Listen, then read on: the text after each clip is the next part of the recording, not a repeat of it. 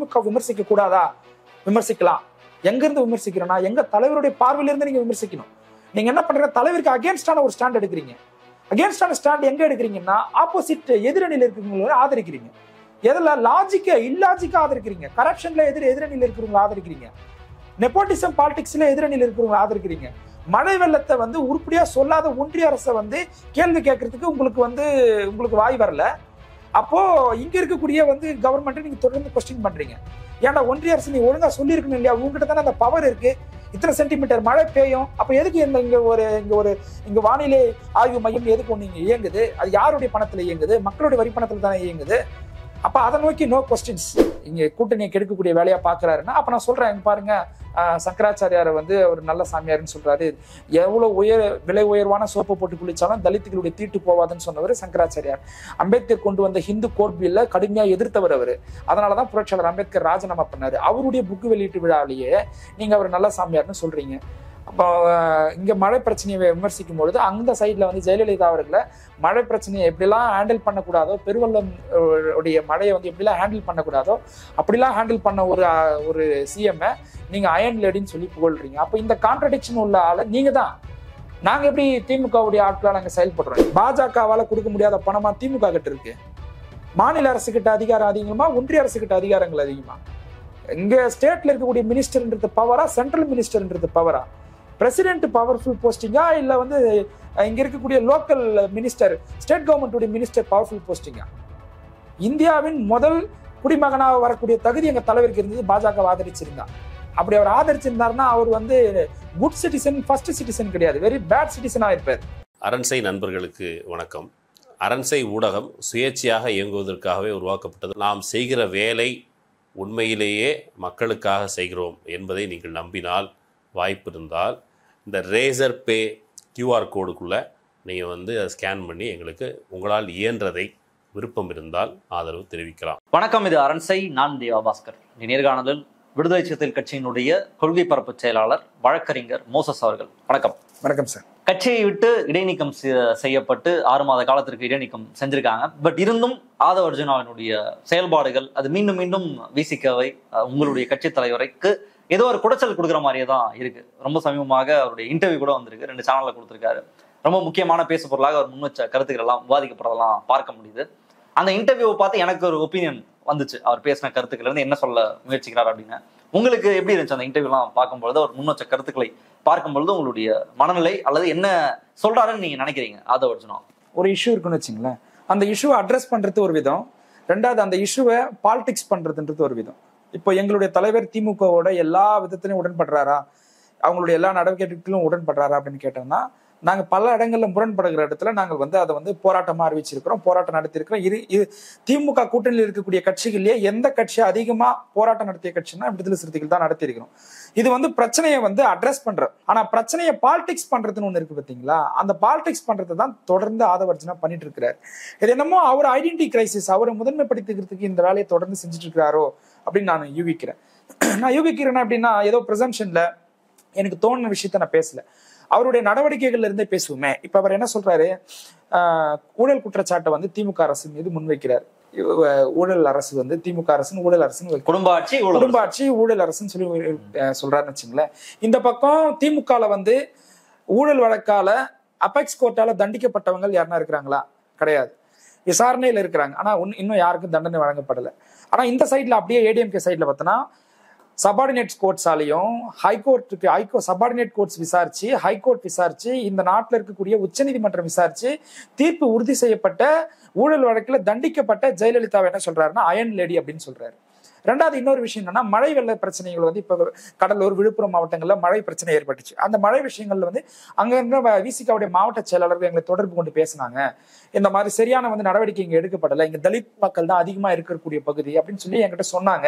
அதனால நான் மக்கள் பிரச்சனையை நான் அட்ரஸ் பண்றேன்னு சொல்றாரு. சோ இப்படி சொல்றக்கூடிய ஆதவ அர்ஜுனா என்னன்னா, 70 வருஷத்துக்கு முன்னாடி இந்த மாதிரி மழை பெஞ்சிருக்குதுன்னு சொல்றாங்க. அப்போ இந்த வரலாறு காணாத மழையை ப்ரிடிக்ட் பண்ணி சொல்லக்கூடிய அத்தாரிட்டி யாரு? தமிழ்நாடு அரசு கிட்ட அந்த பவர் இருக்கா? சேட்டலைட் அனுப்பக்கூடிய பவர் தமிழ்நாடு அரசு கிட்ட இருக்கா? யூனியன் கவர்மெண்ட் கிட்ட தான் அந்த பவர் இருக்கு. முன்னெச்சரிக்கையாவே இப்படி ஒரு மழை பெய்ய போகுதுன்னு சொல்லக்கூடிய கடமையிலிருந்து தவறந்து யாரு? ஒன்றிய அரசு. அப்போ அதை விமர்சிக்கிறாரான்னு பார்த்தா அதை விமர்சிக்கல. 2015 பெருவெள்ளம் ஏற்பட்ட பொழுது கிட்டத்தட்ட 360க்கு மேல வந்து உயிர் சேதங்கள் ஏற்பட்டுச்சு தமிழ்நாட்டுல. அன்னைக்கு இருந்த கவர்மெண்ட் யாரு? அப்ப செம்பரம்பாக்கம் ஏரியுடைய வந்து சரியா மேனேஜ்மெண்ட் பண்ணாம அதை அவசர கதியில திறந்து விட்டதுனால சென்னையில வந்து சாலையில பிணங்கள்லாம் வந்து மிதக்குச்சு. சோ அந்த சூழ்நிலையில அப்படிப்பட்ட அது வந்து யாருடைய கவர்னன்ஸ்? ஜெயலலிதாவுடைய கவர்னன்ஸ் நடந்தது. அப்ப அவங்களை வந்து ஒரு ஆளுமை மிக்க ஒரு லேடி அப்படின்னு சொல்லி சொல்றாரு. சோ இப்ப இந்த முரண்பாடு பார்த்தீங்களா? அப்ப இந்த முரண்பாடு இப்போ ஒண்ணு திமுக அரசை நீங்க விமர்சிக்கிறீங்களா, அந்த நடவடிக்கைகள் சரியில்லைன்னு சொல்றீங்களா, அதோட நிக்கணும். ஆனா நீங்க என்ன பாலிடிக்ஸ் அப்ளை பண்றாருன்னு இங்க இருந்து வந்து ஏடிஎம்கேக்கு ஷிஃப்ட் ஆகிறாருல. ஏடிஎம்கே வந்து அவங்க ஒரு அயன் லேடி, ஏடிஎம்கே ஒரு நல்ல அரசு தான் அப்படின்ற மாதிரி ஏடிஎம்கேவோட விஜயோட கொண்டு போயிட்டு இங்க விசிகா உடைச்சு கொண்டு போறதுக்கு ஒரு முயற்சி நடக்குது இல்ல. அப்ப இது வந்து அவருக்கு ஒரு இன்னர் அஜெண்டா இருக்கும் அப்படின்னு யூகிக்கு தோணுது. சோ அதான் தொடர்ந்து அவர் பண்ணிட்டு இருக்காரு. இப்போ ஒரு கட்சியை உருவாக்கக்கூடிய இடத்துல அவர் இருந்தார், விசிகாவை உருவாக்கக்கூடிய இடத்துல இருந்தாருன்னா கிடையாது. கட்சியை வளர்க்கக்கூடிய இடத்துல அவர் இருந்தாருன்னா கேட்டா அதுவும் கிடையாது. இன்னும் ஒரு வருஷம் கூட அவர் கட்சிக்குள்ள வந்து முழுமையா நிறைவடையல. சோ அதுக்குள்ள வந்து விடுதலை சிறுத்தை கட்சி மேலேயே வந்து ஒரு சுய விமர்சனம் முன்வைக்கிறதும் தான் தோன்றித்தனமா பேசுற விதமும் அமைப்பா திருவிழா புத்தகத்துல எங்களுடைய தலைவர் சொன்ன விஷயம் என்ன தெரியுமா?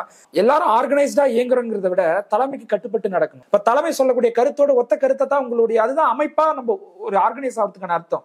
அப்ப நீங்க தொடர்ந்து கான்ட்ரவர்ஷியலான ஸ்டேட்மெண்ட் சொல்லிக்கிட்டே இருக்கிறீங்க. அப்படி சொல்லக்கூடாதா அப்படின்லாம் கிடையாது, சொல்லலாம்.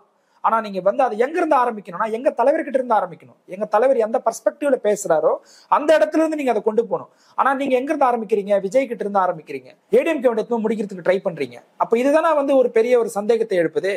அப்போ அந்த மேடையில நின்றுகிட்டு நீங்க என்ன சொல்றீங்க? சனாதனத்தை எதிர்க்கக்கூடிய ஒரு தீவிரமான அரசியல் கட்சி விடுதலை சிறுத்தைகள் கட்சி. ஆனா சனாதனத்தை தீவிரமா ஆதரிக்கக்கூடிய சங்கராச்சாரியார் வந்து ஒரு நல்ல சாமியார் அப்படின்னு சொல்றீங்க. திமுக அரசு ஒரு நல்ல ஆட்சி தரலன்றத சொல்றீங்க. அப்ப திமுக மன்னர் ஆட்சின்னு சொல்றீங்க. 2015 இருந்து 2021 வரைக்கும் நான் திமுக ஒர்க் பண்ணேன்னு சொல்றீங்க. அப்ப அன்னைக்கு தெரியலையா உங்களுக்கு அது மன்னர் ஆட்சின்னு சொல்லிட்டு? இப்போ இது வந்து அது எப்படி மன்னர் ஆட்சின்ற கான்செப்ட் எப்படி வரும்? மக்கள் தானே தேர்ந்தெடுக்கிறாங்க, ஓட்டு போட்டு தேர்ந்தெடுக்கிறாங்க. நீங்க நிர்வாக ரீதியா அவங்களை நீங்க குறை சொல்லுங்க. உதயநிதி ஸ்டாலினுடைய நிர்வாகத்துல வந்து தவறு இருக்குதுங்க, இதனாலதான் சொன்னேன் மன்னர் ஆட்சி, அதாவது வந்து நெப்போட்டிசம் பாலிடிக்ஸ் ஆதரிக்க கூடாதுன்னு சொன்னேன் அப்படின்னு ஏதாவது ஒரு பாயிண்ட் கொடுங்க. அவருடைய விளையாட்டுத்துறை அமைச்சரா இருந்த போது என்னதான் ஊழல் நடந்திருக்குது, அதாவது முறைகேடு நடந்திருக்குதா சொல்லுங்க. இங்க செஸ் ஒலிம்பியா கேம் நடந்தது, ரொம்ப சக்சஸ்ஃபுல்லா நடத்தி காட்டினாங்க. இது வந்து ஐக்கிய அரபு நாடு எமிரேட்ஸ்ல வந்து முதலமைச்சருக்கு வந்து மேன் ஆஃப் தி இயர் அப்படின்ற ஒரு அவார்டை கொடுத்தாங்க. அப்புறம் கேலோ இந்தியா போட்டி தமிழ்நாட்டில் சிறப்பாக நடத்தப்பட்டது. இங்க வந்து கலைஞர் விளையாட்டு உபகரணங்கள் வந்து விநியோகம் திட்டம் வந்து அறிமுகப்படுத்தி இருக்கிறாங்க. இந்த மாதிரி பல விஷயங்கள் வந்து தமிழ்நாடு அரசு விளையாட்டுத்துறையில செஞ்சிருக்கு. உதயநிதி ஸ்டாலின் அவருடைய அமைச்சகத்தின் கீழே வந்து பண்ணிருக்கிறாங்க. அப்ப நீங்க உதயநிதி ஸ்டாலினை நெப்போட்டிசம் பாலிடிக்ஸ் கீழே நீங்க விமர்சிக்கிறீங்கன்னா ஃபேக்சுவலா விமர்சிக்கணும். இவர் இந்த போஸ்டிங்க்கு இந்த பொறுப்புக்கு எந்த குவாலிட்டிஸுமே இல்ல பாருங்க, அவருக்கு அமைச்சர் பதவி கொடுத்தீங்க, விளையாட்டுத்துறையில பாருங்க எவ்வளவு பின்னோக்கி போயிட்டாங்க பாருங்கன்னு சொன்னாங்க. ஆனா அப்படி நடக்கல. இப்போ நீங்க உங்களுக்கு ஒரு பெர்ஸ்பெக்டிவ் இருக்கு அவருடைய பேச்சு எல்லாத்துல இருந்தும்.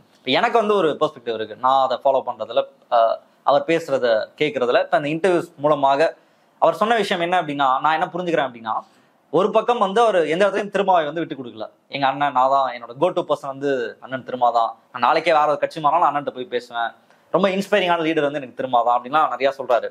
பட் ஆன் த ஹோல் அவர் என்ன சொல்லியிருக்காரு அப்படின்னா, திருமா வந்து ஒரு இன்காம்பிடென்டான லீடர், அவருக்கு வந்து ஒரு காம்பிடன்சி இல்லை, அவர் வந்து திமுக கட்டுப்பட்டு இருக்காரு, அவர் பயப்படுறாரு, அவரால் டெசிஷன் எடுக்க முடியல, கட்சியோட நிர்வாகிகளுடைய எண்ணம்லாம் வேற மாதிரி இருக்கு. இப்ப என்ன விமர்சிச்சு மற்றவங்க பேசிட்டுலாம் போயிடலாம், யார் வேணா விமர்சனம், அவங்களாம் ஒரு மேட்டர் கூட கிடையாது. எனக்கு திருமாக்கு ஒரு லீடரா அந்த கட்சியை நடத்துறதுக்கு வலிமை இல்லை அல்லது ஒரு அச்சப்படுகிறார் அப்படின்ற ஒரு ஸ்டேட்மெண்ட் தான் அவர் சுத்தி சொல்றாரு அப்படின்றத நான் புரிஞ்சுக்கிறேன்.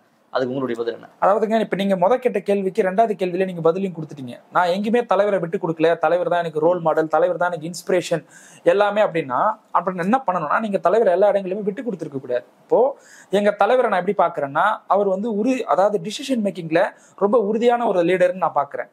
அவர் வந்து எல்லாரையும் அரவணைச்சு போக்குறதுல ரொம்ப உறுதியான ஒரு லீடர்னு பாக்குறேன். எல்லா சைட்லயுமே அதை டியூ ப்ராசஸ் ஆஃப் லான்னு சொல்லுவாங்க. அதாவது ஒரு தவறே ஒருத்தர் செஞ்சிருந்தா கூட அவங்கள வந்து அவங்க தரப்பு வாதத்தையும் கேட்டு முடிவெடுக்கக்கூடிய ஒரு தலைவர். அப்படிப்பட்ட ஒரு லீடரை, ஒரு டெமோக்ராட்டிக்கான ஒரு லீடரை நீங்க என்ன சொல்றீங்கன்னா, திமுக தலைமை கட்டுப்படுத்திருச்சு, அதுலயும் ஒரு படி மேல போய் ஏவா வேலு வந்து தலைவர்கிட்ட வந்து சொன்னாங்க, அதனால தலைவர் அந்த விஷயத்துக்கு கட்டுப்பட்டுட்டாருன்னு சொல்றது வந்து இதை தலைவரை சிறுமப்படுத்துற விஷயம் இல்லையா? இப்ப புரட்சியாளர் அம்பேத்கர் இருக்காரு, புரட்சியாளர் அம்பேத்கர் வந்து காங்கிரஸ்க்கு கட்டுப்பட்டுட்டாரு, அதனால கான்ஸ்டிடியூஷன்ல நிறைய விஷயங்கள் இல்லை, அவர் கட்டுப்பட்டு தான் இருந்தாரு அப்படின்னு சொல்லும் போது இது அம்பேத்கர் சிறுமப்படுத்துறதுக்கு ஈக்குவலா இல்லையா? அப்ப அந்த அந்த அந்த கூற்று வந்து எங்க தலைவருக்கும் பொருந்தும் இல்லையா? அப்ப நீங்க என்ன சொன்னோம்னா, இது வந்து உண்மையா இருந்தா கூட பரவாயில்லைங்க. இது ஒரு ஏதோ ஒரு இடத்துல ஒரு லாஜிக்கா பாருங்க, ஃபேக்சுவலா பேசணும். இங்க பாருங்க, திமுக கூட அவர் கட்டுப்பட்டு இருக்கிறதுக்கு உதாரணங்கள் இதெல்லாம் இருக்கு அப்படின்னு சொல்லி ஃபேக்சுவலா பேசணும். நீங்க என்ன பண்றீங்க, உங்களுடைய ஐடென்டிட்டி கிரைசிஸ் நீங்க நிலைநாட்டிக்கிறதுக்கு ரொம்ப ஃபிக்ஷனா சில பதில்கள் சொல்றீங்க, ரொம்ப கற்பனையா நீங்க சில பதில்களை சொல்றீங்க. அதை சொல்லக்கூடியவர் எங்க இருந்து சொல்றீங்கன்னா, விஜய் கிட்ட இருந்து சொல்றீங்க. எங்க கட்சியில் 144 மாவட்ட செயலாளருங்க, கிட்டத்தட்ட 200க்கும் மேல ஒன்றிய செயலாளர் இருக்கிறாங்க. எவ்வளவு ஒரு வழி இந்தியா தமிழ்நாட்டுல எங்க கட்சியுடைய கிளை அமைப்பு இல்லாத ஒரு ஊரே கிடையாது. அப்படி வந்து நாங்க வந்து எப்படி சொல்ல, ஆர்கனைஸ்டா பார்ட்டி வைஸ் நாங்க வலிமை பெற்றிருக்கிறோம். இதுதான் எங்களுடைய கட்சியுடைய வலிமை. தாவேக்கால மாவட்ட செயலாளர் போட்டாங்களா, அப்பாயின்மெண்ட் பண்ணிட்டாங்களா? இப்போ ஒரு விஜய் மக்கள் இயக்கத்துல யார் இருந்தாங்களோ அவங்க தான் வந்து மாவட்ட செயலாளராக இயங்கிட்டு இருக்கிறாங்க. தாவேக்கால வந்து கட்சியுடைய பைலா வந்து உருவாக்கிட்டாங்களா? இன்னும் பைலா உருவாக்கல. விஜய் வந்து 2 முறை தான் கட்சி ஆரம்பிச்சதுக்கு அப்புறமா மக்களுடைய பொது மேடையில சந்திச்சிருக்கிறார். பண்ணையார் தானே அரசியல் பண்ணிட்டு இருக்கிறாரு. அங்க பாதிக்கப்பட்ட மக்களை இங்க வீட்டுல கூப்பிட்டு பாக்குறாரு. இங்க ஒரு மேரேஜ் ஈவெண்ட்டுக்கு இங்க இருந்து கோவா கிளம்பி போக தெரியுது. பாதிக்கப்பட்ட மக்கள் கிட்ட போய் நிக்கணும்ல நீங்க.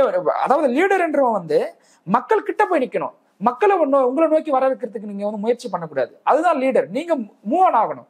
எங்க தலைவருக்கு வந்து நடந்து ஆமா, மன்னரை பார்க்க தான் மக்கள் போவாங்க. அப்ப இங்க நடந்தது யாரு?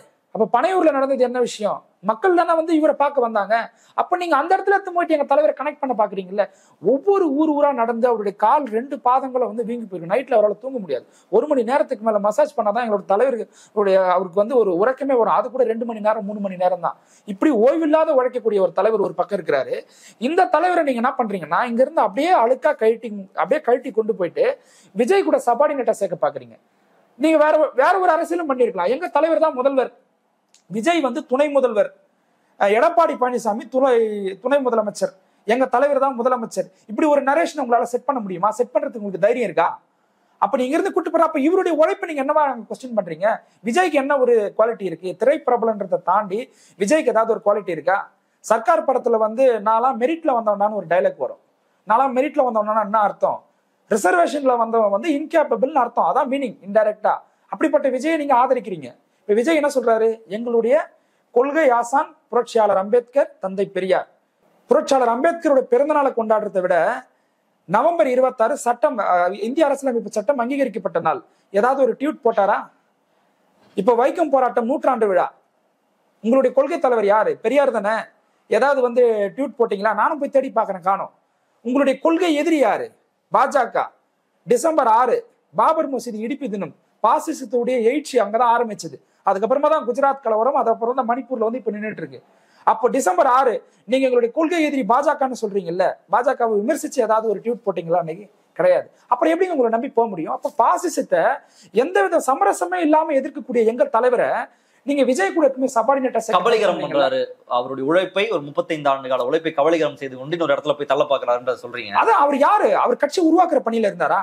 கட்சியை வழக்கு கூட பணியில இருந்தாரா? எங்க தலைவரோ எங்க தலைவரோட கூட இருக்கக்கூடிய தலைவர்களோ கட்சியுடைய தொண்டர்களோ அந்த வேலையை பார்த்திருக்கிறாங்க. எங்க விடுதலை சிறுத்தை கட்சிக்கு பின்னால வந்து உழைப்போ ரத்தமோ மட்டும் கிடையாது, ஏகப்பட்ட மரணங்கள் இருக்கு. கட்சி கொடி நாட்டை போயிட்டு எத்தனை இடங்கள்ல சாதி கலவரம் நடந்து எத்தனை பேர் வந்து படுகொலை செய்யப்பட்டிருக்கிறாங்க தெரியுமா? அப்படி உருவான ஒரு இயக்கம் இந்த இயக்கம். நீங்க 1 வருஷம் தான் ஆச்சு கட்சிக்குள்ள வந்து. உங்களுக்கு கொடுத்த வேலை என்ன? டிஜிட்டல் ப்ரொமோஷன் பண்ணக்கூடிய வேலையை கொடுத்தாங்க. கட்சியை வளர்க்கக்கூடிய வேலையை நீங்க ஆக்கப்பூர்வமா பாத்தீங்களா? இங்க இருந்து ஒரு கட்டு உருவ ட்ரை பண்றீங்க. திமுக போனா 4 சீட்டு இல்ல 6 சீட் தான் கொடுக்குறாங்க. அங்க குண்டாஸ் வாங்கினவன் அவ்வளவு பேர் இருக்கான். நீங்க வந்து இறந்து போனவரை பத்தி பேசுறீங்க. குண்டாஸ் வாங்கின அவ்வளவு பேர் இருக்காங்க. அவங்க எல்லாம் அடுத்த கட்டத்துக்கு எப்ப போறது? திமுக கூட்டணியில போனா கடைசி வரைக்கும் அவங்க சீட்டே கொடுக்க மாட்டாங்க. சீட் ஷேரிங்ல கம்மியா இழுக்கிறாங்க. மற்ற இடத்துல வந்து பேர வலிமை வந்து அதிகமா இருக்கு. குண்டாஸ் வாங்கின அவ்வளவு பேரு, இந்த கட்சிக்காக ஓடாய் தேர்ந்த அத்தனை பேருக்கு திரும்ப அங்கீகாரம் கொடுக்க மாட்டாரு. இவர்களுடைய உழைப்பை திரும்ப கபலீகரம் பண்றாருன்றத சொல்லாம சொல்றாரு. அதை எப்படி புரிஞ்சுக்கலாம்? அதாவது தோழர், அப்படி ஒரு சார்ஜை வந்து எங்க தலைவர் மேல வந்து எதிரி கூட வைக்க மாட்டான். ஏன் நான் அப்படி சொல்றேன்னா, முதல்ல நம்ம நாட்டில் இருக்கிற எலெக்ஷன் சிஸ்டத்தை புரிஞ்சிருக்கணும். நம்ம எலெக்ஷன் சிஸ்டம் வந்து ரேஷியோ பேஸ்ட் எலெக்ஷன் சிஸ்டமா கிடையாது, நம்பர் பேஸ்ட் எலெக்ஷன் சிஸ்டம் தான். இங்க பவர் ஷேரிங்கை பத்தி பேசணும்ல, இதுக்கு எங்க தலைவர் கொடுத்த விளக்கத்தையே நான் அந்த இடத்துல திரும்ப சொல்ல கடமைப்பட்டிருக்கிறேன். என்ன சொல்றாருன்னா, எங்க தலைவர் out of compulsion, out of demand. இப்போ அவுட் ஆஃப் டிமாண்ட், எனக்கு இத்தனை சீட்டு கூட, எனக்கு பவர், எனக்கு கவர்னன்ஸ்ல எங்களுக்கு வந்து ஷேரிங் கூடன்னு சொல்லி கேட்கறது மூலியமா நம்ம அந்த முழக்கம் வலிமை பெற்று அப்படி ஒரு பவர் ஷேரிங் நடந்தா கூட அது ஆர்டிபிஷியலா தான் இருக்கும், அது வந்து நிலைச்சு நிக்காது அப்படின்றாரு. அப்ப அவுட் ஆஃப் கம்பல்ஷன் என்ன தெரியுமா? அவங்களுடைய ஓட் பர்சன்டேஜ் உடையும். இப்ப திமுக 30% மேல வச்சிருக்காங்கல்ல, அதிமுக 30% மேல வச்சிருக்காங்கல்ல, 15 10 வந்து சுருங்கி நிற்கும். அப்போ இந்த கட்சியுடைய ஓட் பர்சன்டேஜ் நம்மளுக்கு இருந்தா மட்டும்தான் நம்மளால பவரை கேப்சர் பண்ண முடியுன்ற ஒரு சூழல் ஏற்படும் போதோ அதுதான் அவுட் ஆஃப் கம்பல்ஷன். அப்ப அந்த நேரத்துல வந்து பவர் ஷேரிங் நடக்கும் பத்தியா, அதுதான் வந்து நிலைச்சு நிற்கும். அப்படிதான் வந்து இந்தியா அரசியலே நடந்திருக்குது. அப்போ அந்த அவுட் ஆஃப் கம்பல்ஷன் எப்போ நடக்கும்? அப்படியே வெயிட் பண்ணிட்டு தான் நடக்குமான்னு கேட்டா அப்படி கிடையாது. அதுக்கு தான் வந்து நம்மளுடைய அமைப்பு வலிமைப்படுத்தணும். அமைப்பை வலிமைப்படுத்தக்கூடிய வேலையை தான் எங்களுடைய தலைவரோ கூட இருக்கக்கூடிய முன்னணி பொறுப்பாளர்களோ தோழர்களோ பண்ணிட்டு இருக்கிறோம். அப்ப அமைப்பை நீங்க ஸ்ட்ரென்தன் பண்ணணும், உங்க கட்சியை நீங்க ஸ்ட்ரென்தன் பண்ணணும். வழியை வந்து திமுக வந்து பவர் ஷேரிங் கொடுத்துருமா? தனக்கு ரொம்ப சஃபஸ்டிகேட்டா 30% ஓட்டு இருக்கு. அப்படி இருக்கும்போது அதை வந்து வழியை வந்து கொடுப்பாங்களா? மாட்டாங்க. அப்படி கொடுத்தாலும் திமுகக்குள்ள வந்து ஒரு அக்ரஷன் கிரியேட் ஆகும். அப்ப என்ன பண்ணணும்னா, நம்ம கட்சியை வலிமைப்படுத்துறது என்ன வேலை, நம்மளுடைய ஓட் பர்சன்டேஜ் இன்க்ரீஸ் பண்றதுக்கு நம்ம என்ன வேலை, மக்களை போய் சந்திக்கணும், மக்களை அரசியல் படுத்தணும். களத்தை நீங்க தயார்படுத்தாம நீங்க பவர் ஷேரிங் வந்து கேட்கறதுல வந்து எந்த பிரயோஜனமும் கிடையாது. அப்ப களத்தை தயார்படுத்தக்கூடிய வேலையை தான் தலைவர் பார்த்துட்டு இருக்காரு. அந்த வேலையை நாங்க தொடர்ந்து செஞ்சுட்டு இருக்கோம். இது வரைக்கும் எலெக்ஷன்ல நாங்க எலக்டோரியல் டிமாண்டான அது நாங்க ஒண்ணும் வைக்கல. ஏன் வைக்கல தெரியுமா? இன்னும் களம் அதுக்காக ரெடி ஆகல. எங்க கிட்ட இருந்து மட்டும் தான் அந்த வாய்ஸ் வந்துட்டு இருக்கு. விசிகாக்கு கவர்னன்ஸ்ல பவர் கொடுக்குன்றதா எங்க கோரிக்கை? அப்படி கிடையாது. கூட்டணி கட்சி எல்லாருக்குமே நீங்க பவர் கொடுங்கன்னு தான் நாங்க சொல்றோம். தலித்துங்களுக்கு பவர் கொடுங்கன்னா விசிகா சொல்றாங்க. அப்படி பார்த்தா திமுகலயே 4 அமைச்சர்கள் தலித்துகள் தான். அப்ப தலித்துகளுக்கு நீங்க பவர் ஷேரிங் கொடுன்றது எங்களுடைய கோரிக்கை கிடையாது. தலித் ரெப்ரசன்டேட்டிவா தலித் பிரச்சனையை பிரதானமா முன்னிறுத்தக்கூடிய தலித்துடைய வாய்ஸா இருக்கக்கூடிய விசிகாக்கு நீங்க அந்த பவர் ஷேரிங் கொடுன்னு தான் நம்ம கேட்கிறோம். அப்போ இது ஒரு பார்ட்டிக்கான ரெக்குவயர்மெண்ட் மட்டும் கிடையாது. எல்லா வந்து அலைன்ஸ்ல இருக்கக்கூடிய எல்லா கட்சிகளுடைய ரெக்குவயர்மெண்ட். இதுக்கு எப்பன்னா மக்களை தயார்படுத்தாம இது நிகழாது. இதை நான் சொல்ல எங்க தலைவர் சொன்ன ஸ்டேட்மெண்ட் தான். அப்போ அது அவுட் ஆஃப் கம்பல்ஷன் நோக்கி நாங்க பார்ட்டியை வளர்த்துட்டு இருக்கிறோம். நீங்க அதை ஒரு சின்ன ஒரு விஷயமா எடுத்து என்ன பண்றீங்கன்னா, பாருங்க நீங்க உங்களுக்கு சீட்ல அதிகாரத்துல பவர் கொடுக்க மாட்டேன்றாங்க பாருங்க. அப்ப நீங்க எங்க கூட்டு போறீங்க? சரி, நீங்க எங்க கூட்டிட்டு போறீங்க? கூட்டு போறத இடம் வந்து எங்க இருக்கு? விஜயாண்ட கூட்டு போறீங்க, கூட்டு போறீங்க. அவர் இன்னும் எதுவும் சொல்லல, அதிமுக என்னெல்லாம் சொல்லல, திமுக இருக்காதீங்க அவங்க அப்படி இல்லைங்க. அவரே சொல்லல. ஆனா என்ன சொன்னாருன்னா, ஜெயலலிதா அவர்கள் வந்து அயன் லேடி,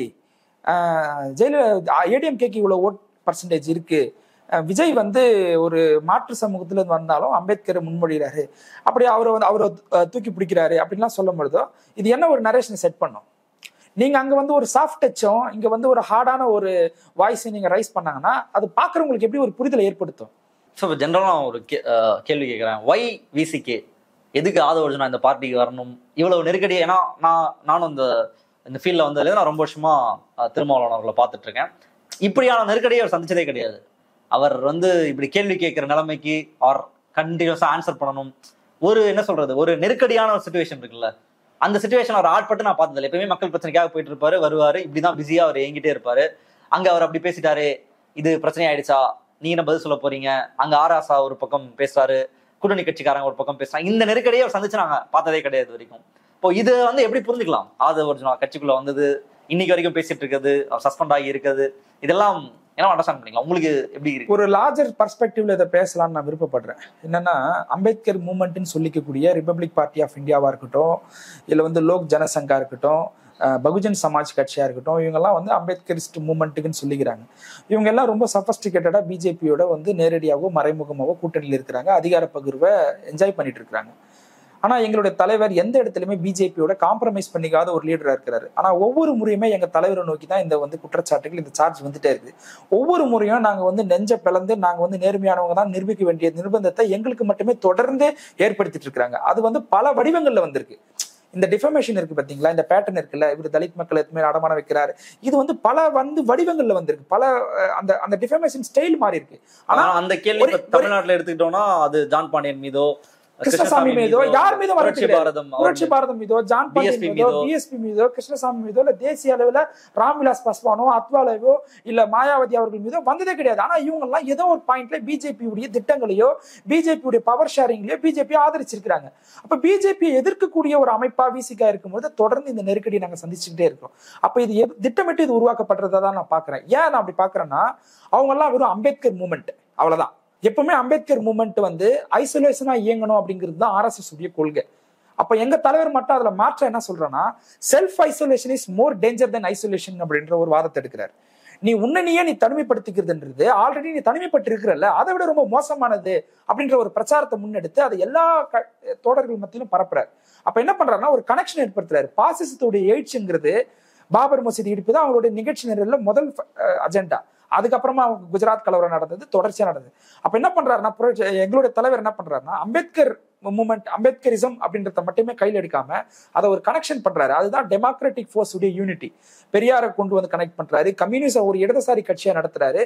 இப்ப இந்த கம்யூனிசம், பெரியாரிசம், அம்பேத்கரிசம் என்ற ஒரு கனெக்ஷன் இருக்கு பாத்தீங்களா, இது RSS விரும்பல, பாஜக இதை விரும்பல.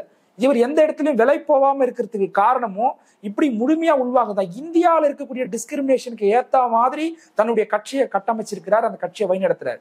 அந்த நேரத்தில் தான் நம்ம என்ன பண்றோம்னா, நம்ம வெறும் அம்பேத்கர் மூவ்மெண்டா ஒரு தலித் ஆர்கனைசேஷன் மட்டுமே இருந்தா கவுண்டர் தலித் போலரைசேஷன் தானா நடக்க ஆரம்பிச்சிடும் அப்படின்றதுனால வேளச்சேரி தீர்மானம் கொண்டு வராங்க. அந்த வேளச்சேரி தீர்மானத்துல நான் தலித்தை உள்ள கொண்டு வரணும். உள்ள கொண்டு வரணும்னா என்ன, உறுப்பினரா மட்டும் இல்ல, அதிகாரம் ஹைரார்கி போஸ்டிங்ல வரணும். நான் தலித்ஸ் ஹைரார்கி போஸ்டிங்ல கொண்டு வரணும். அப்போ இங்க இருக்கக்கூடிய டெமோக்ராட்டிக் ஃபோர்ஸை நாங்க யூனிட் பண்றோம். நாங்க தர்மபுரி கலவரத்துக்கு அப்புறமா ராமதாஸ் அவர்கள் எடுத்த கொள்கை முழுக்க என்ன தெரியுமா, தலித் அல்லாத சமூகத்தை ஒருங்கிணைக்கிற ஒரு கூட்டமைப்பை உருவாக்குனார். எங்க தலைவர் அதுக்கு தலித் கூட்டமைப்பு உருவாக்குனாரா? கிடையாது. டெமோக்ராட்டிக் ஃபோர்ஸை யூனிட் பண்ணாரு. அப்ப அதனால எங்க கட்சியில நிறைய நான் தலித்ஸ் உள்ள வர ஆரம்பிச்சாங்க. அவங்களுக்கு நாங்க ஹைரார்கி போஸ்டிங் கொடுத்தோம். அவங்களுக்கு நாங்க எங்களுக்கு கிடைக்கக்கூடிய பொலிட்டிக்கல் பவர், மினிமம் பொலிட்டிக்கல் பவரையே நான் அவங்க கூட ஷேர் பண்ணிக்கிட்டோம். அப்படிதான் நாங்க ஆதவ அர்ஜுனாவை பார்த்தோம்.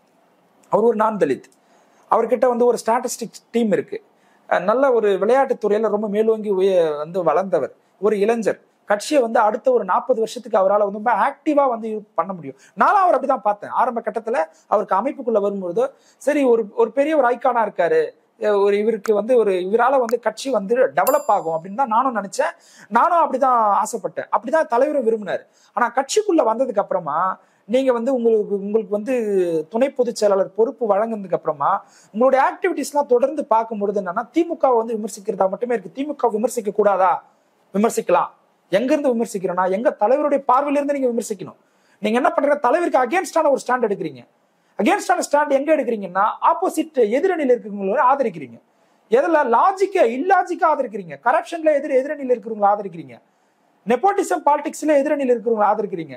மழை வெள்ளத்தை உருப்படியா சொல்லாத ஒன்றிய அரசை கேள்வி கேட்கறதுக்கு உங்களுக்கு வாய் வரல. அப்போ இங்க இருக்கக்கூடிய கவர்மெண்ட் நீங்க தொடர்ந்து கொஸ்டின் பண்றீங்க.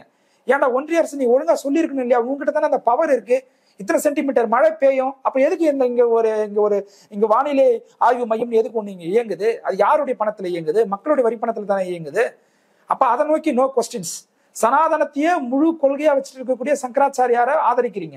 இந்த கான்ட்ரடிக்ஷன் இருக்குல்ல, இதுதான் இவர் மேல இருக்கிற அந்த டவுட் இன்க்ரீஸ் பண்ணுது. அப்பதான் என்ன பண்றோம், நாங்க ஒழுங்கு நடவடிக்கை எடுக்கிறோம். அது கூட என்னன்னா, எங்க கட்சி எவ்வளவு டெமோக்ராட்டிக்கான கட்சின்னா, எப்பவுமே நாங்க கேபிட்டல் பனிஷ்மெண்ட் எடுக்க மாட்டோம். ஒருத்தர் தவறு பண்ணிட்டாரு, அதுவும் குறிப்பா நான் தலித்துல இருந்து ஒருத்தர் உள்ள வந்திருக்கிறாரு, அவர் தவறு செஞ்சுட்டாருன்னா அவர் அதை திருத்திட்டு திருப்பி கட்சிக்குள்ள வரதுக்கான ஒரு மினிமம் ஆப்பர்ச்சுனிட்டி கொடுப்போம். அதை அவர் பயன்படுத்திக்கிறாரா இல்லையான்னு பார்ப்போம். அப்ப நான் அதெல்லாம் பார்க்க மாட்டேன், நான் இப்படிதான் இருப்பேன் அப்படின்னு இருக்கிறது எப்படி, இதை நாங்க எப்படி புரிஞ்சுக்கிறது? ஸோ அதனாலதான் இவர் மேல நடவடிக்கை எடுத்தோம். இவர் அமைப்புக்குள்ள கொண்டு வரதுக்கான அந்த விருப்பமும் அதுதான். எங்க தலைவர் எப்பவுமே ஒரு கட்சியை டெவலப் பண்ணணும்னு தான் நினைச்சிருக்கிறாரு. அந்த கட்சியை எங்கேயாவது எடுத்து போயிட்டு மார்ட்கேஜ் பண்ணி அடமானம் வச்சு அது மூலயமா ஒரு பொருள் உதவி பெறணும் அப்படின்னு நினைச்சிருந்தாருன்னா, பாஜகவால கொடுக்க முடியாத பணமா திமுக கிட்ட இருக்கு. மாநில அரசு கிட்ட அதிகாரம் அதிகமா, ஒன்றிய அரசு கிட்ட அதிகாரங்கள் அதிகமா? இங்க ஸ்டேட்ல இருக்கக்கூடிய மினிஸ்டர்ன்றது பவரா, சென்ட்ரல் மினிஸ்டர்ன்றது பவரா? பிரசிடென்ட் பவர்ஃபுல் போஸ்டிங்கா, இல்ல இங்க இருக்கக்கூடிய local minister, state government minister powerful போஸ்டிங்கா? இந்தியாவின் முதல் குடிமகனாக வரக்கூடிய தகுதி எங்க தலைவருக்கு இருந்தது. பாஜக ஆதரிச்சிருந்தா. அப்படி அவர் ஆதரிச்சிருந்தாருன்னா அவர் குட் சிட்டிசன், ஃபர்ஸ்ட் சிட்டிசன் கிடையாது, வெரி பேட் சிட்டிசனா இருப்பார். அதை அவர் செய்யல. அதுதான் சிலருக்கு உறுத்தலா இருக்கு. அப்போ அவங்க என்ன பண்றாங்க, வேற வேற வடிவங்கள்ல உள்ள வராங்க. நீங்க சொல்றத வச்சு இப்ப தமிழிசை இந்த விவகாரத்துல ரொம்ப ஆர்வமா இருந்ததெல்லாம் பாஜகவினுடைய பிளான் அப்படின்றத நம்மளால ஓரளவுக்கு அண்டர்ஸ்டாண்ட் பண்ணிக்க முடியுது. அவர் மீது முன்வைக்கப்படுற விமர்சனங்கள், இன்னைக்கு ரொம்ப நாள் அமைதியா இருந்தாங்க எல்லாருமே, இன்னைக்கு நீங்களுமே இப்பதான் பேசுறீங்கன்னு நினைக்கிறேன். ஸ்டார்டிங்ல அவர் பேசிட்டு இருந்தது திமுக மீது முன்வைத்த விமர்சனங்கள் எல்லாம் பெருசா யாரும் கண்டுக்கல. அது ஷானவாசா இருக்கட்டும், சிந்தனை செல்வனா இருக்கட்டும், ரவிக்குமார் முதலே பேசியிருந்தாரு. மற்றபடி வன்னியரசு அவர்களோ மற்ற யாருமே அதை பத்தி பேசல.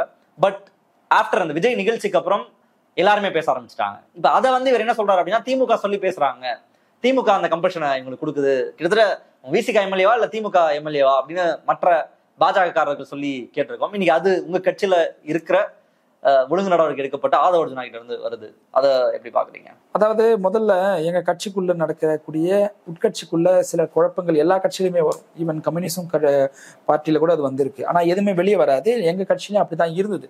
கட்சிக்குள்ள நடக்கக்கூடிய ஏதாவது ஒரு சின்ன சின்ன டிஃபரன்சஸ் இருந்ததுன்னா அது வெளியே வராது. ஆனா இவர் வந்ததுக்கு அப்புறமா தான் வந்து இவர் எல்லாத்தையுமே லைம் லைட்ல கொண்டு வந்து டிஸ்கஸ் பண்ணணும்னு விருப்பப்படுறாரு. அப்படி ஒரு விருப்பம் போல அவருக்கு. எதையுமே ஒரு இன்டோர்ல டிஸ்கஸ் பண்ணணுன்றதை விரும்ப மாட்டாரு போல. எல்லாமே லைம் லைட்ல கொண்டு வந்து தான் அந்த டிஸ்கஷன்ல கொண்டு வர்றாரு. அப்படி வரும்போது தான் எங்களுடைய கட்சியுடைய அடுத்த கட்ட தலைவர்கள் மீது இவர் சில சார்ஜ் வைக்கிறார். இவங்க வந்து திமுகவுடைய மவுத் பீஸா செயல்படுறாங்க அப்படின்னு சொல்றாங்க. எதன் அடிப்படையில சொல்றீங்க? நம்ம ஃபேக்சுவலா பேசணும். அவர் விமர்சனம் பண்ற அடிப்படையில நீங்க வந்து கவுண்டர் கிரிட்டிசிசம் வைக்கிறீங்கன்னா அது வந்து அதை ஏற்றுக்கொள்ள முடியாது. ஃபேக்சுவலா சொல்லணும். இங்க பாருங்க, திமுக இதை பண்ணுச்சு, திமுகவுடைய கவர்னன்ஸ்ல இவ்வளவு தவறுகள் இருக்கு. எங்க தலைவர் வந்து அரியலூர் மாவட்டத்துல ஒருங்கிணைந்த நீதிமன்றம் அறிவிக்கிறாங்க. எங்க தலைவர் அன்னைக்கு காலையில தான் போயிட்டு வழக்கறிஞர்களுடன் முதலமைச்சரை சந்திச்சு ஒரு கோரிக்கை முன்வைக்கிறாரு. வித்தின் ஃபியூ ஹவர்ஸ்ல வந்து அது முதலமைச்சருடைய வாயிலிருந்து அறிக்கையா வெளிவருது. 100 கோடி ரூபாய்க்கு மேல அந்த ப்ராஜெக்ட் ஒருங்கிணைந்த நீதிமன்றம். அப்போ எந்த இடத்துல வந்து திமுக வந்து எங்களுக்கு எதிராக நடக்குது அப்படிங்கிறத ஃபேக்சுவலா பேசணும். அப்ப நீங்க என்ன பண்றீங்க? எங்களுடைய டெபுட்டி செக்ரட்டரிஸ் நீங்க விமர்சிக்கிறீங்க, 2ஆம் கட்ட தலைவர்களை விமர்சிக்கிறீங்கல்ல, நீங்க யாருடைய ஆளா செயல்படுறீங்க? எனக்கு ஆதவ அர்ஜுனா மீது தனிப்பட்ட வந்து விமர்சனங்களோ இல்ல அவருடைய வந்து வேற ஏதாவது ஒரு விஷயங்களை பத்தி அவர் மீது எனக்கு முன்வைக்கிறதுல எனக்கு விருப்பம் கிடையாது. நான் ஃபேக்சுவலாவே பேசுறேன். நீங்க வந்து சொல்லக்கூடிய அலிகேஷன் இருக்குல்ல, அப்போ நாங்க உங்களை எப்படி கனெக்ட் பண்ணி பாக்குறோம்? இப்ப நான் சொல்றேன் அவர் வந்து இங்க கூட்டணியை கெடுக்கக்கூடிய வேலையா பாக்குறாருன்னா அப்ப நான் சொல்றேன், இங்க பாருங்க, சங்கராச்சாரியாரை வந்து அவர் நல்ல சாமியாருன்னு சொல்றாரு. எவ்வளவு விலை உயர்வான சோப்பை போட்டு குளிச்சாலும் தலித்துகளுடைய தீட்டு போவாதுன்னு சொன்னவர் சங்கராச்சாரியார். அம்பேத்கர் கொண்டு வந்த ஹிந்து கோட் பில்ல கடுமையா எதிர்த்தவர் அவர். அதனாலதான் புரட்சியாளர் அம்பேத்கர் ராஜினாமா பண்ணாரு. அவருடைய புக்கு வெளியீட்டு விழாவிலேயே நீங்க அவர் நல்ல சாமியார்னு சொல்றீங்க. அப்போ இங்க மழை பிரச்சனையை விமர்சிக்கும் பொழுது அந்த சைட்ல வந்து ஜெயலலிதா அவர்களை மழை பிரச்சனையை எப்படிலாம் ஹேண்டில் பண்ணக்கூடாதோ, பெருவெள்ளம் உடைய மழையை வந்து எப்படிலாம் ஹேண்டில் பண்ணக்கூடாதோ அப்படிலாம் ஹேண்டில் பண்ண ஒரு சிஎம் நீங்க அயன் லேடின்னு சொல்லி புகழ்றீங்க. அப்போ இந்த கான்ட்ரடிக்ஷன் உள்ள ஆளு நீங்க தான். நாங்க எப்படி திமுகவுடைய ஆட்களா நாங்க செயல்படுறோம்? எந்த இடத்துல திமுக விமர்சிக்கல. கூட்டணி கட்சியில இருந்து அதிகமான வந்து போராட்டங்களை வந்து நடத்தின கட்சி விடுதலை சிறுத்தைகள் கட்சிங்க. அப்போ வந்து தலைவர் வந்து ஆசா அவர்கள் சொன்னார்ல, ஆதவ அர்ஜுனா மீது நடவடிக்கை எடுக்கணும் அப்படின்னு சொன்னாங்களே, நடவடிக்கை எடுத்தாரா எங்க தலைவர்? அப்ப கட்டுப்பட்டு இருக்கிறாருன்னா என்ன அர்த்தம்? அந்த இடத்துல நடவடிக்கை எடுத்தாதான் கட்டுப்பட்டு இருக்கிறாருன்னு அர்த்தம். ஒருவேளை ஆரம்ப கட்டத்துல உங்க மீது வந்து கடுமையான குற்றச்சாட்டுகளை எங்களுடைய டெபுட்டி செக்ரட்டரிஸ் எல்லாம் வச்சாங்க. அப்ப அந்த இடத்துல உங்க மேல நடவடிக்கை எடுத்தாங்களா? அப்போ ஆதவ அர்ஜுனா மீது நடவடிக்கை எடுத்ததுக்கான காரணம் என்னன்னா, இந்த பியர் பிரஷரோ இல்ல வந்து டிஎம்கே உடைய பிரஷரோ இல்ல வந்து தலைவருக்கு வந்து புரிதல் இல்லாம எடுத்த முடிவுலாம் கிடையாது. இவருடைய நடவடிக்கைகள், தொடர்ச்சியா இவருடைய நடவடிக்கைகள் மீது எங்களுக்கு சந்தேகம் வருது. அப்ப அதோட நடவடிக்கை எடுக்கிறோம். அப்படி நடவடிக்கை எடுக்கலன்னா என்னன்னா, நீங்க என்ன சொல்லுவீங்க? அடுத்த வார்த்தை ஆதவ அர்ஜுனாக்கு வந்து திரும்ப கட்டுப்பட்டு இருக்கிறாரா அப்படின்ற ஒரு நரேஷனை செட் பண்ணுவீங்க. பேச விட்டு வேடிக்கை பார்க்கறாரா, பார்கெனிங் பவர் இன்க்ரீஸ் பண்றாரா அப்படின்ற ஒரு கருத்துலாம் வந்தது. இது வரைக்கும் கிட்டத்தட்ட 11 பொது தேர்தலில் நாங்க சந்திச்சிருக்கோம். ஏதாவது ஒரு எலெக்ஷன்லயாச்சு விசிகா இந்த கூட்டணியில இருந்துகிட்டு அங்க பேரம் பேசுறதை நீங்க பாத்துருக்கீங்களா? ஒரே ஒரு எலெக்ஷன் சொல்லுங்க பார்க்கலாம். நாங்க வந்து எலெக்ஷன் அல்லாத காலகட்டத்தில் எங்களுடைய நிலைப்பாடு என்னவோ அதுதான் எலெக்ஷன் டைம்ல நாங்க எடுப்போம். அப்படி ஒரு பார்கெனிங் நாங்க பண்ணதே கிடையாதுங்க. பிஎம்கே பண்ணிருக்குது, தேமுதிக பண்ணிருக்குது, அவங்க மேல நோ சார்ஜ். நாங்க அப்படி ஒரு விஷயத்த பண்ணதே கிடையாது. எலெக்ஷன் டைம்ல நெக் ஆஃப் மூவ்மெண்ட்ல அந்த மாதிரி அனிதா வர வேலையை நாங்க பாத்துருக்கிறோமா? எங்கேயுமே பண்ணது கிடையாது. ஆனா எங்க மேல என்ன சொல்றீங்க? ஆதவ அர்ஜுனாவை பேச விட்டுட்டு இவர் வந்து இவருடைய சீட் பார்கெனிங்கை வந்து உயர்த்த பாக்குறாரு அப்படின்ற ஒரு அலிகேஷன் வைக்கிறீங்க. அப்ப எல்லா சைட்ல இருந்துமே எங்களுக்கு வந்து ஏதாவது ஒரு நரேஷனை நீங்க செட் பண்ணிட்டே இருப்பீங்க. ஆனா இது எதுவுமே நாங்க வந்து எடுத்துக்க மாட்டோம். எங்களுக்கு மக்கள் பிரச்சனை, எங்க கட்சியை வளர்க்கணும். எங்க கட்சியை வந்து என்ன first seat sharing, power sharing, power capture, இதுதான் எங்களுடைய எவல்யூஷன். அதை நோக்கி நாங்க போயிட்டு இருக்கோம். இதுக்கு உங்களால முடிஞ்சா வந்து கூட வந்து சப்போர்ட் பண்ணி ஆக்கப்பூர்வமான நடவடிக்கைக்கு கூட நில்லுங்க. இல்லையா, உங்களுக்கு எந்த கட்சியில வந்து பொருளாளர் பதவி கொடுக்குறாங்களோ இல்ல எந்த கட்சியில உங்களுக்கு வந்து மதிப்பு இருக்குது அங்க போங்க, தாராளமா போங்க. இது ஜனநாயக நாடு, யாரும் எங்க வேணா போலாம், நீங்க போலாம். இறுதியா ஒரு கேள்வி. இப்போ இவ்வளவு நேரம் நம்ம திருமா, விஜய், ஆதவ அர்ஜுனா இந்த விஷயம்லாம் பேசிட்டு இருந்தோம். இதெல்லாம் முட்டுட்டு ஒரு ஜென்ரலா ஒரு கொஸ்டின். அது என்ன அப்படின்னா, அந்த விஜய் கலந்து கொண்ட அந்த அம்பேத்கர் புக் ரிலீஸ் ஃபங்க்ஷன்ல ஒரு முக்கியமான விஷயத்தை ஆதவ அர்ஜுனா குறிப்பிட்டிருந்தார். அது என்ன அப்படின்னா, இப்போ தமிழ்நாட்டுக்கு, தமிழக அரசியல் தலைவர்களுக்கு அம்பேத்கரை வந்து நீங்க கொண்டாடணும், அம்பேத்கர் சிலைக்கு நீங்க மாலை போடணுன்ற பியர் பிரஷரை விஜய் வந்து உருவாக்கிட்டாரு. விஜய் அம்பேத்கர் ஃபங்க்ஷனுக்கு வராதுன்னு தமிழ்நாட்டில் இருக்கக்கூடிய தலைவர்கள் எல்லாம் அம்பேத்கர் சிலைக்கு மாலை போட ஆரம்பிச்சிட்டாங்க, அம்பேத்கரை வணங்க ஆரம்பிச்சிட்டாங்கன்னு சொன்னாரு. இதை கேட்கும்போது உனக்கு எப்படி இருந்துச்சு? ஏன்னா இதை கேட்கும்போது உங்களுக்கு எப்படி இருந்தது? ராமதாஸ் அவர்களே அவர் என்னதான் பேசினாலும் அவர் அம்பேத்கர் செலவு வச்சிருக்காரு, மாலை போடுறதெல்லாம் வழக்கமா தமிழ்நாட்டுல பண்றதுதான். விஜய் வந்துதான் தமிழ்நாட்டுல அம்பேத்கரை அறிமுகப்படுத்துறார். இதனால தமிழக அரசியல் களத்துல ஒரு பியர் பிரஷர் உருவாயிடுச்சுன்னு ஆதவர்ஜுனா நான் சொன்ன கருத்தை எப்படி பாருங்க? ஒரு அம்பேத்கர் நிறைய நீங்க படிச்சிருப்பீங்க, அம்பேத்கரனுடைய ஒரு ஃபாலோவரா நீங்க இருக்கக்கூடும். சோ அந்த அடிப்படையில கேட்கிறேன். இது ஒரு வெக்க கேடுங்க. அம்பேத்கர் அவமானப்படுத்துறதுக்கு இதோட ஒரு ஸ்டேட்மெண்ட் எங்கேயுமே கிடையாது. அம்பேத்கரை விஜய் வந்து கொண்டாடுறதுக்கு அப்புறமா தான் தமிழ்நாடு கொண்டாட ஆரம்பிச்சிருக்குதுன்ற ஒரு நரேஷனை செட் பண்றாரு வித்யா. ராமதாஸ் அவர்கள் வீட்லயே அம்பேத்கர் சிலையை வச்சுட்டு இருக்கிறாரு. இன்னைக்கு நான் தலித்துல அதிகமான அம்பேத்கர் சிலையை வச்ச ஒரு தலைவர் யாருன்னா ராமதாஸ் அவர்கள் தான். அவர் தான் ஒரு பக்கம் போயிட்டு நாடக காதல், சாதி வந்து ஒரு அழகிய சொல், அதுக்கப்புறம் தலித் அல்லாத கூட்டமைப்பு, இது எல்லா நரேஷனையும் செட் பண்ணவரும் அவர் தான். அப்போ அம்பேத்கரை கொண்டாடுவதாலே ஒருத்தரை நம்ம கொண்டாடிடுவோமா அப்படின்னு கிடையாது. இது வந்து அப்போ பாஜக கூட தான் அம்பேத்கர் வந்து இந்துத்துவ தலைவர்னு ஒரு புத்தகம் எழுதினார் ஒருத்தர். அம்பேத்கர் தூக்கி பாஜக கூட தான் கொண்டாடுறாங்க, எல்லாமே பண்றாங்க. அப்ப அது வேற விஷயம். அம்பேத்கரை கொண்டாடுவது என்பது கொள்கை அடிப்படையில, பார்வையின் அடிப்படையில கொண்டாடுறது தான் அம்பேத்கரை செலிப்ரேட் பண்றது. நீங்க இப்படி ஒரு சார்ஜ் வைக்கிறீங்கல்ல, திமுக அம்பேத்கருக்கு எதுவுமே செய்யலையா அப்படின்னு கேட்டா அது ஒரு பெரிய லிஸ்டே இருக்குங்க. திமுகவுடைய கான்ட்ரிபியூஷன் தலித் கம்யூனிட்டிக்கோ இல்ல அம்பேத்கருக்கோ அது ஒரு பெரிய லிஸ்ட் இருக்கு. அவர் பிறந்த ஊர்லயே மகாராஷ்டிராலேயே வந்து ஒரு பல்கலைக்கழகத்துக்கு அம்பேத்கருடைய பேரை வைக்கிறதுக்கு கடுமையான எதிர்ப்பு இருந்தது. ஆனா அன்றைய காலகட்டத்திலேயே இங்க கலைஞர் என்ன பண்ணாரு, சட்ட பல்கலைக்கழகத்துக்கு அம்பேத்கர் பேரை வச்சாரு, சட்ட கல்லூரிக்கு அம்பேத்கர் பேரை வச்சாரு. அப்போ அம்பேத்கருடைய அந்த சவுதார் குளத்துல நீர் எடுத்தார்ல, அன்றைய தினத்தை வந்து இங்க தமிழ்நாடு குடிநீர் வடிகால் வாரியவுடைய இனாகுரேஷன் டேவா அந்த டேல தான் வந்து அறிவிச்சிருக்கிறார். இங்க சமத்துவபுரம் அறிவிச்சிருக்கிறார். அப்போ இங்க சாதி மறுப்பு திருமணத்திற்கு வந்து கவர்மெண்டே வந்து சட்ட அங்கீகாரம் கொடுக்குறாங்க, அதை ஊக்குவிக்கிறாங்க.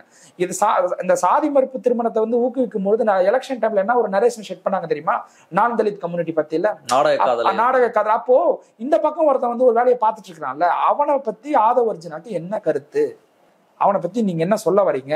சாதி கட்டமைப்புன்றது வந்து 2000 வருஷமா சோசியல் பிராக்டிஸ்ல இருக்கக்கூடிய ஒரு விஷயம். அது ஏதோ ஒரு லெஃப்ட் ஹேண்ட்ல சாப்பிட்ற பழக்கம், அதை கொஞ்ச நேரம் கட்டுப்படுத்தி ரைட் ஹேண்ட்ல பாத்திடலாம், அப்படி கிடையாது. அது வந்து ஏதோ ஒரு மாத்திரை இன்னைக்கு போட்டோம்னா நைட்டு தூங்கும் போது படுத்துட்டோம்னா காலையில சாதி போயிடும், அப்படி கிடையாது. ஏதாவது ஒரு அறுவை சிகிச்சை பண்ணலாம், அதை சரி பண்ண முடியாது. அது ஒரு மைண்ட் சேஞ்சிங். அது 2000 years மோர் பிராக்டிஸ்ல இருக்கக்கூடிய ஒரு கேரக்டரா மாறி போயிருக்கீங்க. அப்போ அதை வந்து தகர்க்கக்கூடிய வேலையை வந்து திமுக கவர்மெண்ட் ஒரு பக்கம் செஞ்சிருக்காங்கன்னு நான் சிலதெல்லாம் சொல்றேன்ல. இப்ப பாமக அதை ஊக்குவிக்கிற வேலை செஞ்சிருக்கு, பாஜக அதுக்கு ஃபேவரா சில விஷயங்கள் செஞ்சிருக்கு. ஏன் ஏடிஎம்கே சில இடங்கள்ல வந்து ஆணவ கொலைக்கெல்லாம் தனி சட்டங்கள்லாம் கொண்டு வர முடியாதுன்னு சட்டசபையில பேசின வரலாறுலாம் உண்டு. இதெல்லாம் இருக்குல்ல. அப்ப நீங்க வந்து இந்த கட்சிகளை பத்தி உங்களுடைய கருத்து என்ன, அவங்கள பத்தி என்ன சொல்றீங்க? அப்ப சாதிக்கு வந்து ஒரு அந்த சிஸ்டமே வந்து திமுகக்குள்ளதான் இருக்கிற மாதிரி நீங்க சுருக்குறீங்கல்ல. கேஸ்ட் இஷ்யூன்றது வந்து டிஎம்கேக்குள்ள மட்டும் தான் இருக்குதுன்னு நீங்க சுருக்க ட்ரை பண்றீங்கல்ல. இது என்ன தெரியுமா, இதை விட வந்து ஒரு பெரிய அயோக்கியத்தனம் ஒண்ணுமே கிடையாது. இதுதான் வந்து நான் சொன்னல ஸ்டார்டிங்ல, இஷ்யூவை அட்ரஸ் பண்றதுக்கும் இஷ்யூவை பாலிடிக்ஸ் பண்றதுக்கு வித்தியாசம் இருக்கு. எங்க தலைவர் வந்து இஷ்யூவை அட்ரஸ் பண்ணதான் எங்களுக்கு சொல்லி கொடுத்துருக்காரு, இஷ்யூவை பாலிடிக்ஸ் பண்ண எங்களுக்கு சொல்லி கொடுக்கல. இஷ்யூவை பாலிடிக்ஸ் பண்றாரோ அப்படின்ற ஒரு சந்தேகம் இவர் மேல இங்கதான், இந்த இடத்துல தான் நாங்க எழும்புது எங்களுக்கு. இப்ப நீங்க அந்த இடத்துலலாம் வந்து என்னவா நடந்துக்கிறீங்க? டிஎம்கோட அதை சுருக்காதீங்கன்ற. சொல்ல போனா ஒரு தலித் பாதிக்கப்பட்டா விடுதலை சிறுத்தைகள் தான் குரல் கொடுக்கணும், திமுக திரும்ப என்ன பண்றாருன்ற ஒரு கேள்வி இருக்கு பார்த்தீங்களா? இதுவே ரொம்ப ரொம்ப அயோக்கியத்தனமான, முட்டாள்தனமான, மோசடியான ஒரு கேள்விங்க இது. எங்க தலைவர் மட்டும்தான் குரல் கொடுக்கணும்னா அப்ப நீ யாரு? உன் குரல் என்ன குரலா இருக்குது? அப்ப பொது சமூகம் இதுக்கு குரல் கொடுக்க வேண்டிய, அப்படி பேசணும், அப்படி ஒரு நரேஷன் செட் பண்ணும். விசிகா என்ன பண்ணுது, திரும்ப என்ன பண்றாரு?